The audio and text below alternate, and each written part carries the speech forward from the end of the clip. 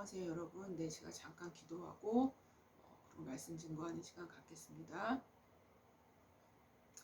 하나님 아버지 감사합니다.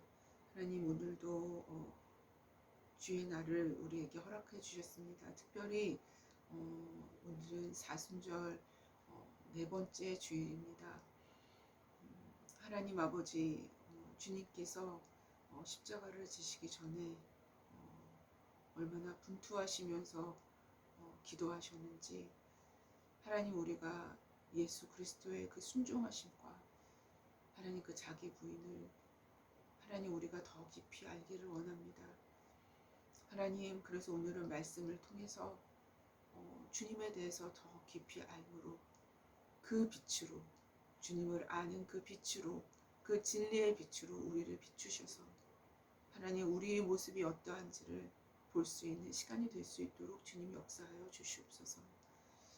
하나님, 주님을 더 알길 원합니다.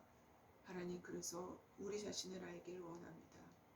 하나님, 그래서 우리가 더 주님 앞에 겸손하게 나아갈 수 있는 우리 모두가 될 수 있도록 주님 역사하여 주시옵소서. 감사하며 예수님의 이름으로 기도했습니다. 아멘. 네, 여러분 오늘은 사순절 네 번째 주일이죠. 네.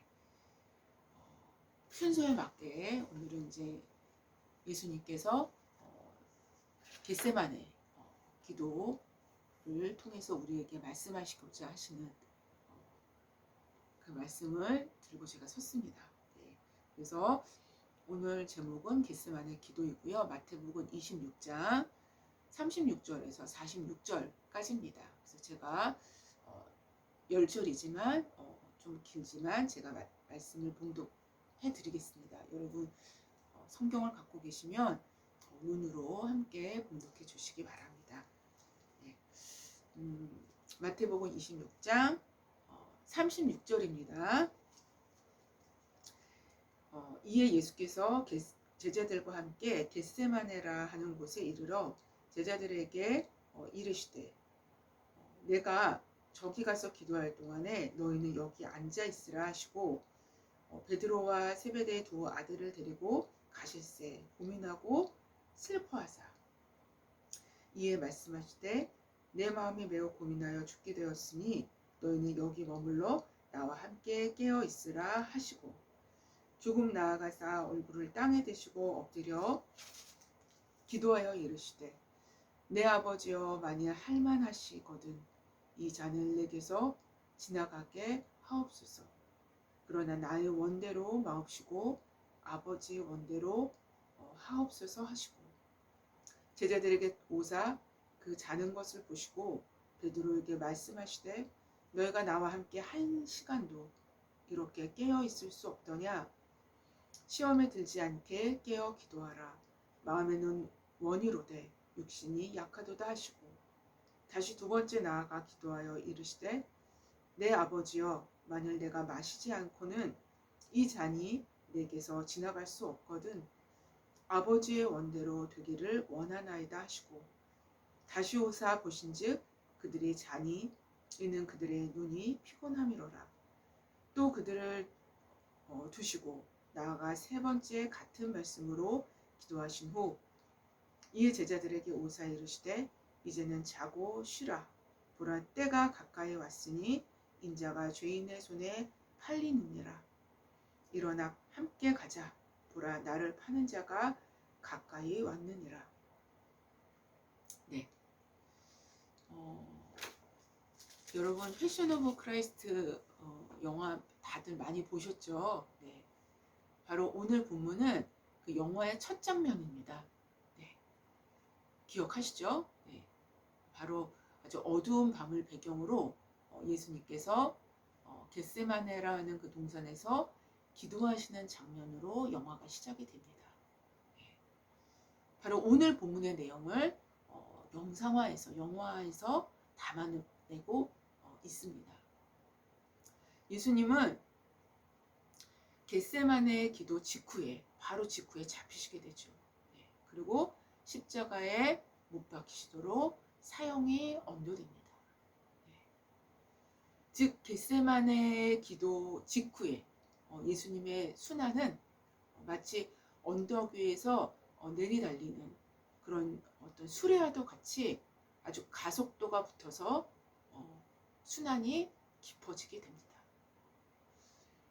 시간적으로 보더라도 제자들과 6월절 만찬을 그 6월절 니산월 14일이 원래 6월절인데 13일 날 시작되는 그 시점에서 식사를 가지시게 되죠. 네.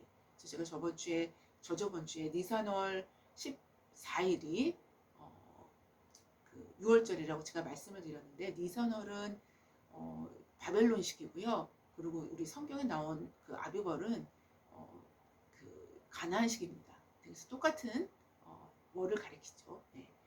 네, 그래서 여하튼 13일에 시작되는 그 해지기 직후부터 6월절 식사를 가지신 후에 다락방에서 나와서 감난산으로 이제 이동을 하시게 되십니다. 제자들과 함께. 네, 그래서 이동하는 동안에 바로 그 본문이 저번 주 본문이었죠. 그래서 제자들이 모두 예수님을 버릴 것임을 말씀하시게 됩니다. 그 이동 시간 동안에. 네. 그 다음에 이제 감난산에 도착하신 거예요. 네. 그래서 감난산 서쪽 기슭에 위치한 겟세마네라는 곳에 이제 도착을 하시게 됩니다. 제자들과. 그래서 제가 추측하기로는 약 지금 우리 태양력으로 밤 한 9시나 10시 정도 그쯤 됐을 듯 싶습니다. 네. 그래서 이때부터 주님은 잡히시기 바로 직전까지 이곳에서 아주 혈투의 기도를 벌이시게 됩니다. 이 기도 후에 대략적으로 12시간 후에 십자가에 달리시게 되시는 것이죠. 네. 주님께서 마지막 그 기도의 혈투, 즉 땀방울이 핏방울이 되듯이 온 진액을 쏟아내신 그 겟세마네라는 그 지명 역시 굉장히 어떤 예언적인 성격을 지닌 지명이 아닐 수 없습니다. 이 겟세마네가 이게 아람어예요, 여러분. 아람어로 기름 압축기 혹은 기름 짜는 틀이라는 뜻을 갖고 있는 지명이에요. 겟세마네라는 요 뜻이요. 네. 왜냐하면 이 감난산 그 일대가 그 감남유가 바로 그 여러분 잘 아시는 올리브유입니다. 네. 그 올리브 농장이 있었던 그런 지역이에요. 그 감남산 그 지역 전체가. 네. 그래서 바로 이 농장에서 얻어진 그 감남 열매, 그 올리브 열매의 그 기름을 그 압축해서 짜는 곳이 바로 겟세마네 이 장소였기 때문에 바로 이 지명의 이름이 붙어진 것입니다. 예. 그래서 기름 부음을 받은 자가 바로 그리스도라는 의미죠. 예. 기름 부음을 받은 자 그리스도께서 자신의 진액을 짜는 그 기도에 그러한 기도를 하셨던 바로 장소이기에 예언적인 측면이 다분히 담겨 있다고 우리는 볼 수밖에 없습니다. 그러면 기름 부음을 받은 자 그리스도께서 왜 그렇게 하나님의 아들이시면서 왜 그렇게 진액을 짜내는 혈투의 기도를 드릴 수밖에 없었을까요? 패션 오브 더 크라이스트에서는 이 장면에서 예수님께서 뱀의 머리를 밟는 것으로 상징화해서 표현을 하죠. 여러분 기억나시죠? 네. 물론 이제 굉장히 잘 처리가 되어 있습니다. 네. 이러한 뱀의 머리를 밟는 거는 사실상 우리 성경에서는 이 겟세마네 기도에서는 나오지 않지만 성경 전체 측면을 봤을 때는 굉장히 타당한 어떤 해석입니다. 네. 예수님께서 뱀의 머리를 밟는 것을 상징화해서 처리를 했는데요. 요거는 이러한 상징은 우리로 하여금 창세기 15장 말씀을 생각나게 합니다. 예, 자연스럽게. 예, 여러분 창세기 15장은 무슨 내용이 담겨 있죠? 네, 인간의 전 인류의 타락이 담겨 있습니다. 예, 그래서 뱀이 등장해서 아담과 하와를 꼬이는, 꿰는 그 장면으로 시작해서 그 뱀에 넘어가는, 그래서 인류가 타락이 되는 그 장면이 바로 창세기 3장에 나오죠.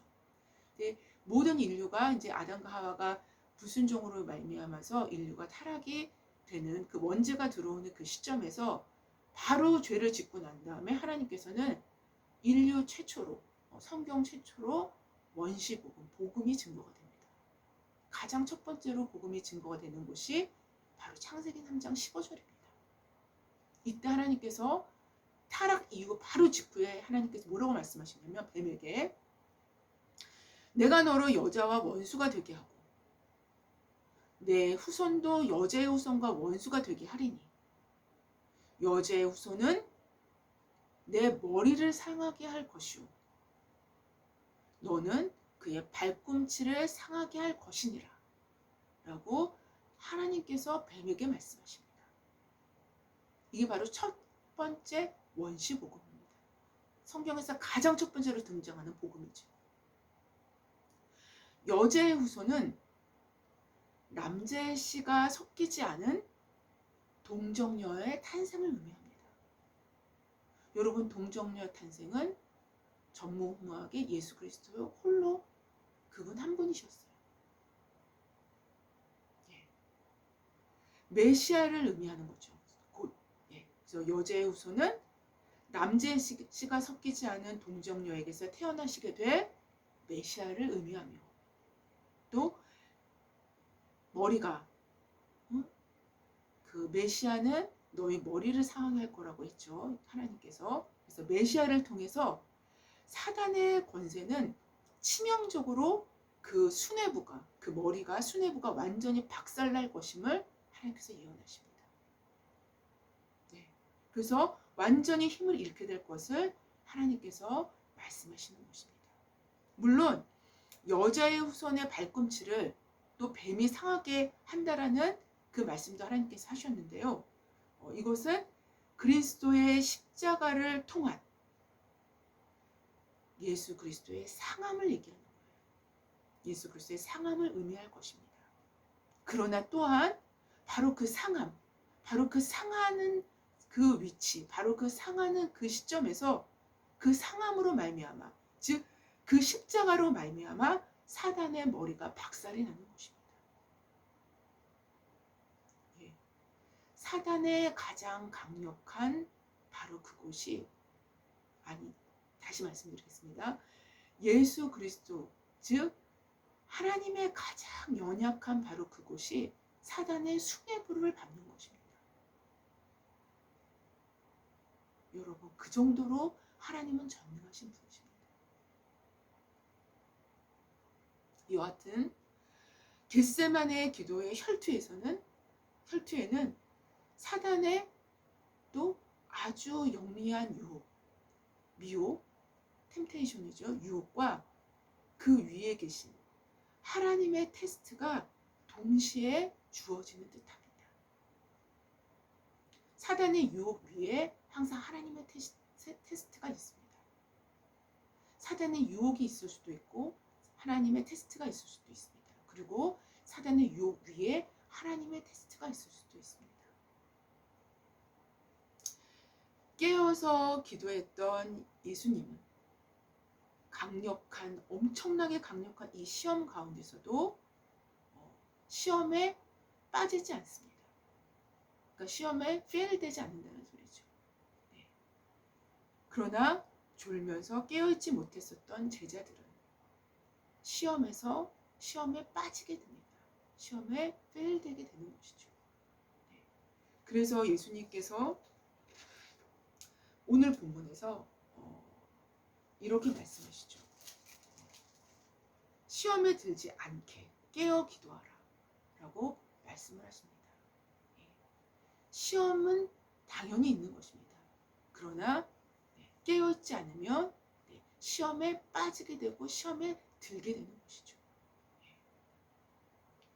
저도 이 본문을 읽으면서 굉장히 경각심이 많이 들더라고요, 여러분. 네. 네. 그래서 또 한 가지 우리가 한번 생각해 보겠습니다. 일반적으로 예수님의 인성이 잘 드러난 부분이 바로 겟세마네 기도라고 일반적으로 생각을 합니다. 네.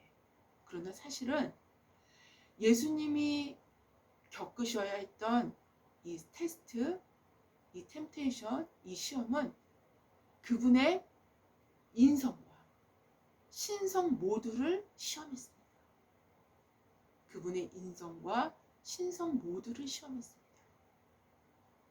마치 공생의 첫 시작점에서 사탄에게 시험을 받으실 때처럼 말입니다. 네. 여러분, 공생의 처음 시작 때 사탄이 예수님을 3번을 시험을 하죠. 네. 네.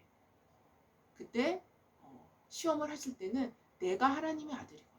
이 돌들을 떡덩이로 변하게 하라고 말을 하죠.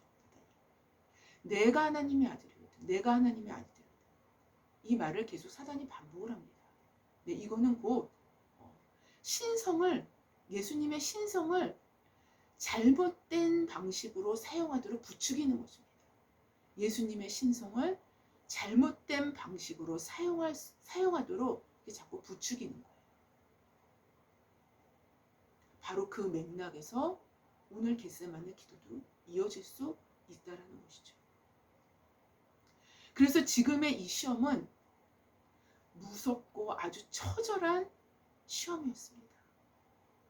바로 이런 이유에서 예수님은 동일한 기도를 3번이나 거듭할 수밖에 없으셨던 것이죠. 예수님은 자신의 심경을 이렇게 표현하십니다. 이에 말씀하시되 내 마음에 매우 고민하여 죽게 되었으니 라고 말합니다. 여기서의 예수님의 심경은 인성적인 부분만을 내포하지 않습니다. 오히려 인성으로 표출되는 예수님의 심경은 예수님의 전지가 뭐예요? 모든 것을 다 아시는 거죠. 모든 것을 다 아는 것입니다. 전지적 능력, 즉 그의 신성 때문에 더욱 가중된 것이라 말씀드릴 수 있습니다. 그분의 고통. 예수님은 이미 자신이 어떠한 죽음을 죽으실 것을 미리 아셨고 뿐만 아니라 십자가의 고통에 고난의 모든 고통을 자신의 전지성으로 모든 것을 아는 미리 내다보고 있었던 것입니다. 아예 그 고통이 어떠한 고통임을 그냥 대략적으로만 알고 있었다면 덜 고통스러웠을 것입니다. 그러나 그 고통을 세포 하나하나, 그 찢김 하나하나를 모든 것들을 알고 있다면 그 고통은 더욱 가중되고 심화될 수밖에 없다는 것이죠. 여러분 패션 오브 크라이스트에서 예수님 채찍질 당하시는 그런 모습들을 우리가 화면에서 볼 수 있었을 거예요. 이게 딱 살이 박히면 완전 살이 다 뜯어져 나가죠. 그게 여러분 그 영화에서는 보여지는 것이 너무 오버했다. 너무 그거를 너무 오버해서 표현을 했다. 이렇게 생각하실 수도 있을지도 모르겠지만 그 오버한 것이 아닙니다. 절대로. 네. 그거는 역사적인 그 고증 과정을 다 거쳐서 표현이 된 거예요.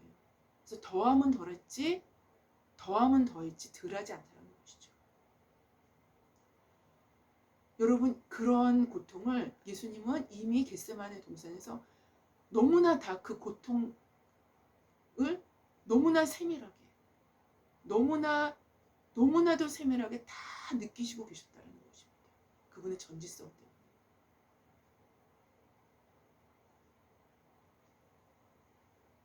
그 고통을 세포 하나하나 알고 있다면 아는 것만큼 그 고통은 가중된다는 것이죠. 바로 예수님의 이런 심경에는 이렇게 신적 전지성으로 인한 고통이 가중되어 있었던 것입니다. 그는 완전한 육체를 입으시고 태어난, 즉 여자의 후손으로 태어난 하나님이셨기 때문인 것입니다. 예수님의 신성은 인성의 고통을 가중시킨 것이지, 예수님의 신성은 인성의 고통을 감소시킨 것이 절대로 아니다라는 것이죠. 절대로 아닙니다. 그런데 또 예수님의 이러한 심경은 또 한 가지의 신적 요소가 포함되어 내재되어 있습니다. 바로 그분의 전지성뿐만 아니라 모든 것을 자신이 원하는 대로 할 수 있는 전능성입니다. 그분은 전능성을 갖고 계신 하나님이셨어요.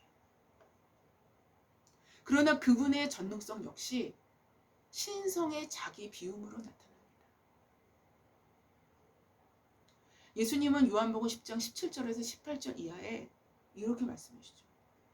내가 내 목숨을 버리는 것은 그것을 내가 다시 얻기 위함이니 이로 말미암아 아버지께서 나를 사랑하시느니라. 이를 내게서 빼앗는 자가 있는 것이 아니라 내가 스스로 버리노라. 나는 버릴 권세도 있고 다시 얻을 권세도 있으니 이 계명은 내 아버지에게서 받았노라 라고 말씀하십니다. 그분의 전능성은 언제나 하나님 아버지와의 일치된 뜻 안에서 발현이 되곤 했습니다. 왜냐하면 그와 하나님은 하나셨기 때문이죠. 그러나 사단은 예수님의 신성을 부추기는 유혹, 예수님의 신성을 자꾸 부추기는 거예요. 그게 사단이 예수님의 공생의 첫 시간부터 계속 예수님의 신성을 부추기면서 유혹을 한 것이죠. 사단은 예수님의 신성을 부추기는 유혹을 끊임없이 시도합니다. 바로 공생의 시작점에 있었던 사단의 세 가지 유혹은 아까 말씀드렸듯이 모두 예수님의 신성을 부추겨서 하나님의 뜻을 이루지 못하게 하려는 유혹을 끊임없이 사단은 시도한 것임을 우리는 확실하게 볼 수 있어요. 내가 하나님의 아들이거든. 내가 하나님의 아들이거든. 바로 삼위일체 되신 하나님의 영원한 일체를 깨트리려는 사단의 아주 무서운 간혹한 관계와 유혹이 내재되어 있는 것입니다. 결국 예수님의 자기 비움은 자신의 신성과 자신의 인성을 모두 부인하신 것입니다. 자신의 신성과 자신의 인성을 모두 부인하신 거예요. 신성으로 인해 가중된 고통을 주님의 인성은 당하신 것입니다. 그 가중된 인성의 고통을 자신의 신성으로 처리하지 않으시고 그 신성을 완전히 비움으로 가장 연약한 어린 양과 같이 스스로를 결정하시고 취하신 것입니다.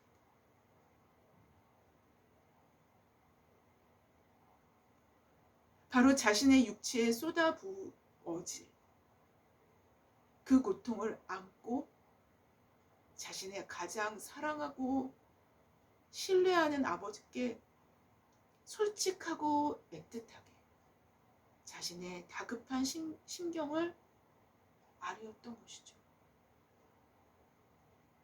내 아버지여, 만약 할만하시거든 이 잔을 내게서 지나가게 하옵소서. 자신의 신성을 완전히 비우신 채 고난의 잔이 아닌 또 다른 하나님의 방법이 계시다면 그 방법으로 순종하길 원한다는 자신의 원함을 넌지시 아버지께 요청드리는 것입니다. 아버지의 뜻을 이 고통 가운데서도 이 고통 가운데서 불순종하려고 드는 것이 아니라 혹시 다른 뜻이 있는지 이거 외에 다른 방법이 없는지 한번 넌지시 요청해 보시는 것이죠. 그러나 주님은 곧이요 이렇게 말씀하십니다.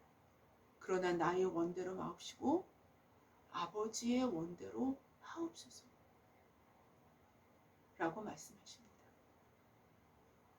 그러므로 신성과 인성의 완전한 자기 비움의 종지부를 찍습니다.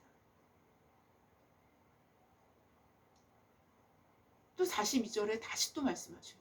기도를.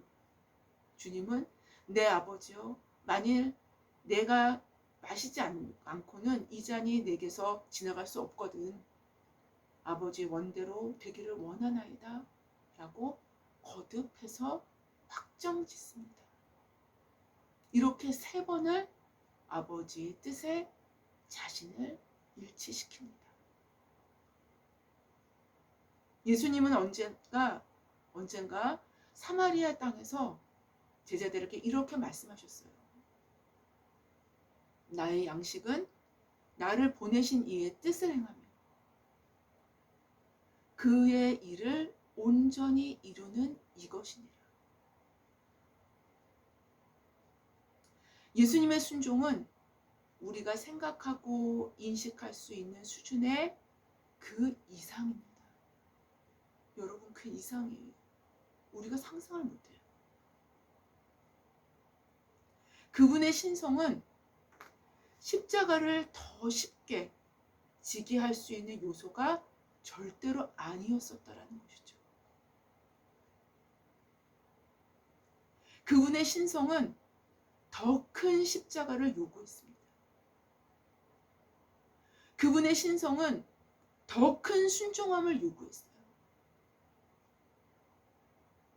그분의 신성은 더 큰 자기 부인을 요구했습니다.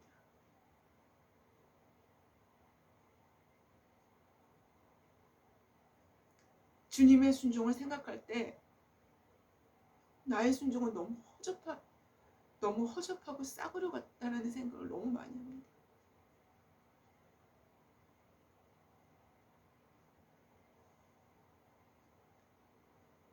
그분의 자기 부인을 생각할 때 우리의 자기 부인은 스스로에게 속는 것이 아닐까라는 의문을 제기할 수밖에 없다는 거예요.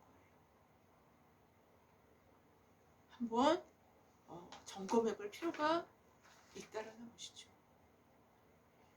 진정한 자기 부인은 그리스도의 겟세마네의 기도에서 우리를 찾아볼 수 있습니다. 우리가 갖고 있는 자기 부인은 어떠한 것일까요? 여러분과 제가 갖고 있는 자기 부인은 어떠한 것일까요? 의문을 제기할 수 있어야 됩니다. 그리고 또 진짜 그리스도교적인 것인가? 특히 이제 한국 우리 그리스도인들은 조금 약간 헷갈려하는 부분이 있는데요. 그거를 제가 조금 분명히 하겠습니다.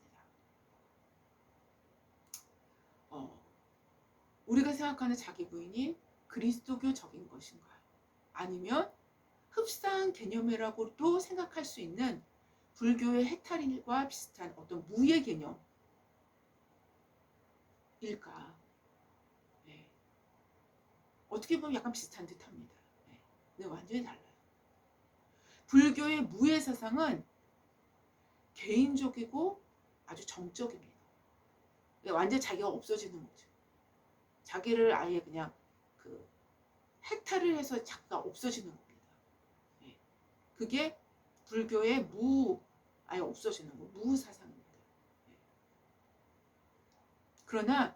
그래서 개인적이고 정적입니다.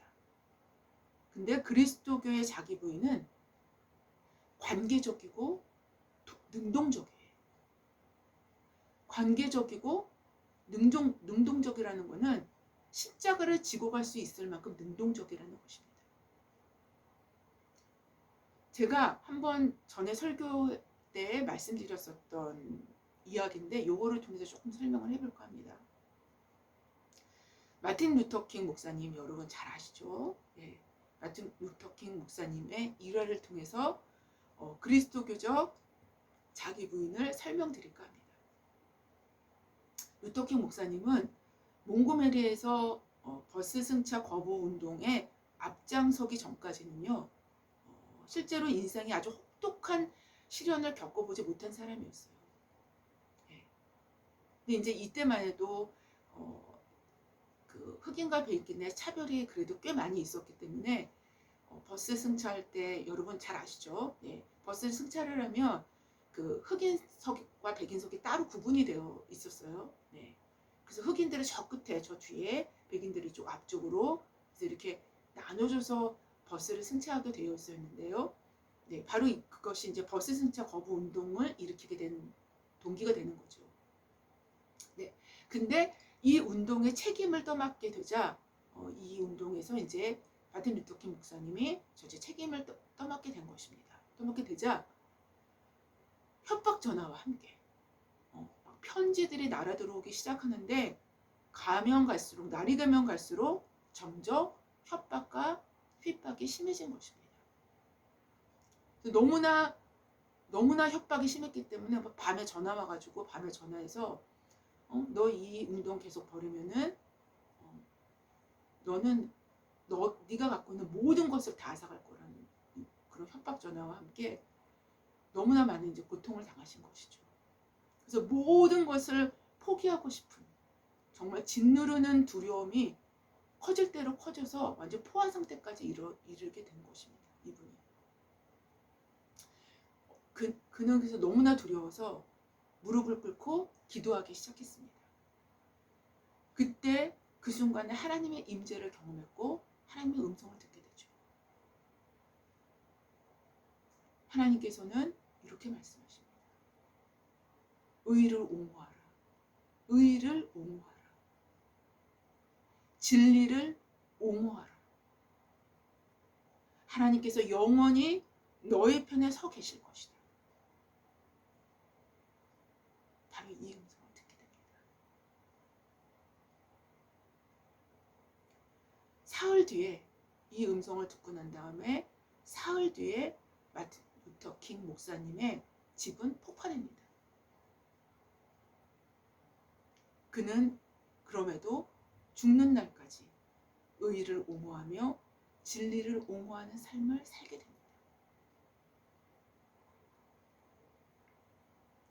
만약 그가 내심 협박을 피하기 위해서 자신도 모르게 책임을 회피하고 조용하고 아주 침묵하고 있으면서 자기 부인을 말하고 있다면 그것이 과연 그리스도교적 자기 부인일까요? 사실 이 시점에서 무라는 개념으로 진입할 수도 있습니다. 그냥 자기를 해탈하는 거. 자기를 그냥 아예 그냥 없애버리는 거. 근데 이거는 그리스도교적인 자기 부인이 아니에요. 그리스도교적인 적으로는 오히려 그 반대라는 것입니다. 그리스도교적인 자기 부인은 조용히 어떠한 목소리를 내지도 않고 거룩하고 점잖게 자신을 마치 없는 존재로 여기는 것이 절대로 아니라는 거예요. 오히려 하나님의 관계 안에서 그 어떠한 상황에서도 하나님의 뜻대로 자신을 내어드리는 것입니다. 이게 그리스도교적인 자기 부인이에요. 그래서 능동적이면서 관계적인 거예요. 그리스도교적인 자기 부인은 그래서 사회 정화로도까지 연결이 될 수밖에 없는 거예요. 이게 다 연결이 돼 있습니다, 여러분. 왜요? 명령하시는 그분은 이 온 우주를 만드신 창조자이시기 때문이에요. 그분이 정화하시길 원하신다는 거예요. 그것이 빛과 소금인 것이다. 자신을 내어드릴 때 날라오는 불화살과 비방과 협박과 핍박에도 하나님의 뜻을 저버리지 않는 것이 그리스도교적인 자기 부인인 것입니다. 왜냐하면 그리스도교적인 자기 부인은 그러나 나의 원대로 마음시고 아버지의 원대로 되기를 원하는 것이기 때문입니다.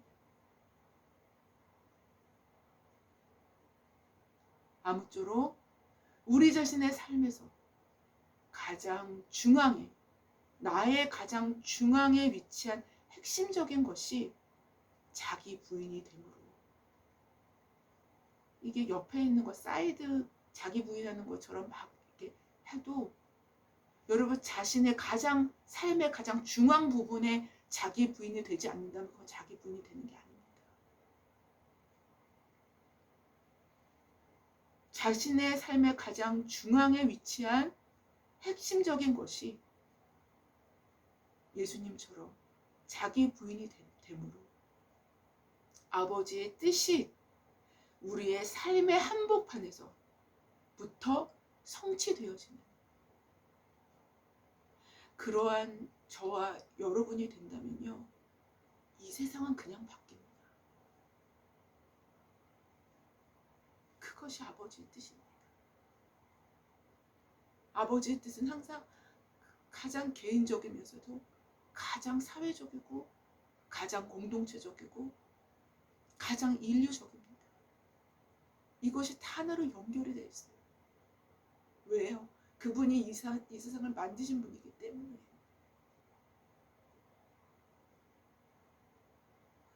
아무쪼록 예수님처럼 그러나 나의 원대로 마옵시고 아버지의 원대로 되기를 원하나이다 라는 그 고백과도 같이 저와 여러분의 모든 삶이 그와 같이 하나님의 뜻대로 쓰임받을 수 있는 저와 여러분이 되시기를 주님의 이름으로 기도합니다. 감사합니다. 제가 기도하고 마치겠습니다. 하나님 아버지 감사합니다.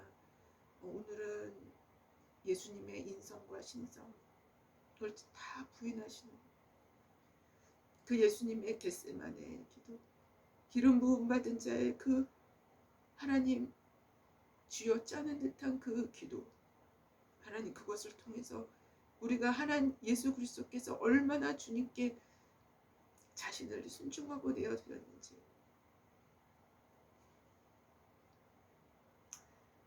하나님 우리가 깨닫게 됩니다.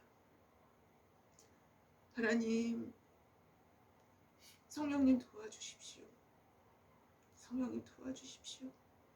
우리의 힘으로는 할 수 없습니다. 성령님 도와주십시오. 하나님 우리 모두에게 하나님의 뜻을 성취할 수 있는 우리 모두가 되게 하여 주시옵소서. 감사하며 예수님의 이름으로 기도했습니다. 아멘.